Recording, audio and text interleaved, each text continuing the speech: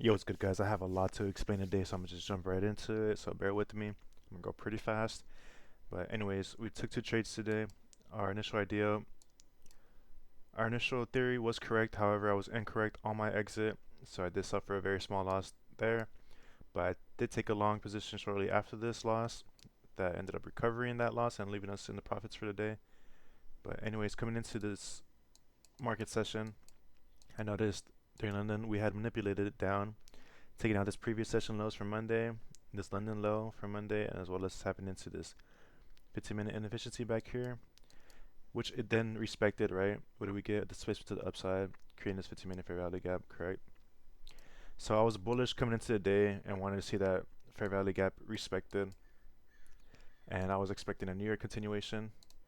And on the higher time frames, specifically the 1 hour, I noticed we had this inefficiency that was resting right above those previous session highs that I had here, marked out as a buy side liquidity, right? What was right above it? This 1 hour inefficiency, right here, and this 4 hour inefficiency we had back here, as well as this 4 hour high, right?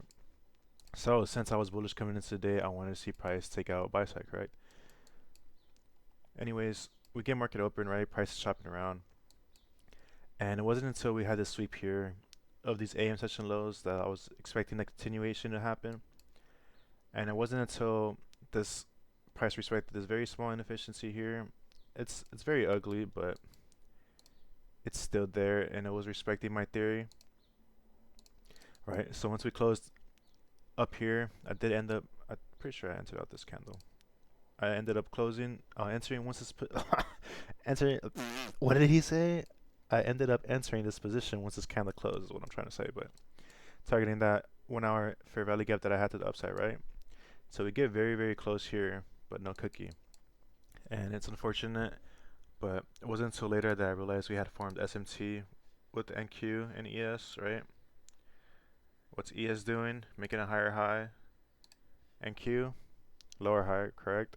So what's that? That's bearish SMT. And what do we get after that? All right, price completely dumped down to this 15-minute fair value gap. So once price returned to the break even, I closed it there for a very small loss.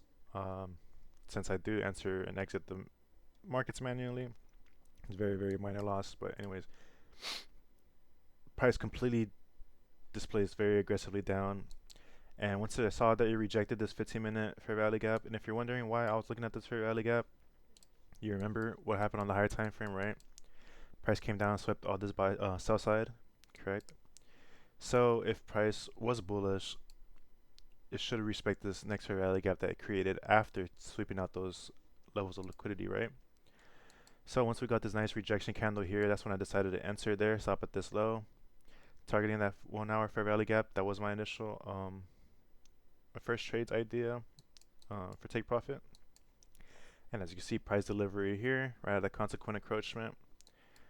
Yeah, I closed my position there, and I was confident that price was going to take out this 4 hour high in the PM session, but again, close but no cookie. Pretty sure if we look at NQ, it probably took out 4 hour high.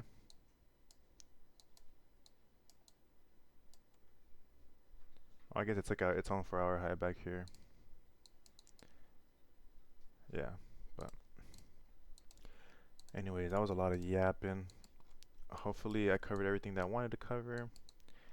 Hopefully I didn't go over my 5 minutes again, so I'm gonna just go ahead and end it here. I did take a video, so I'll put that at the end for you guys. But yeah, nice read on the day. Can't complain. But thank you guys for watching like always. Stay safe out there. Stay disciplined.